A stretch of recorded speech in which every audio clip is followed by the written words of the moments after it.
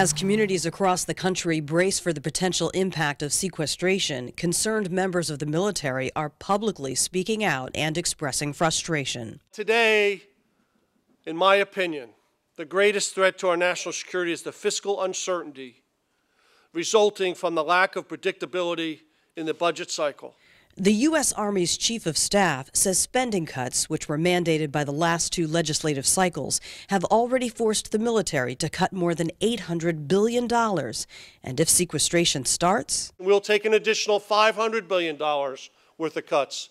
So we're now up to $1.3 trillion worth of cuts, which we will have to find in the Department of Defense, or have already started to find.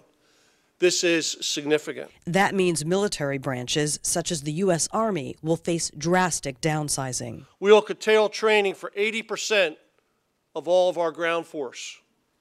Training cancellation will impact our unit's basic warfighting skills.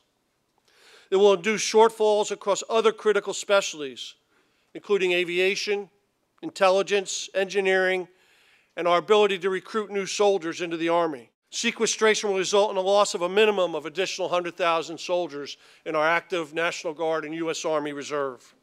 This is already on top of an 88,000 cut we're taking right now. My guess in the end, it'll be over 200,000 soldiers that we will have to take out of the active component, the National Guard, and the U.S. Army Reserve.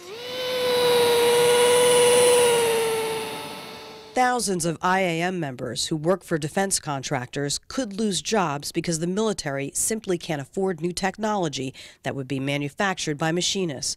And when it comes to American workers employed at military installations around the country, we will furlough up to 251,000 of our hardworking civilians for up to 22 days, and 5,000 workers at our depots.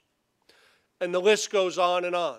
While the Pentagon struggles to tighten its budget belt in an age of government penny pinching, the Army Chief of Staff says it's important that the public knows our domestic fiscal constraints do not diminish budding threats overseas.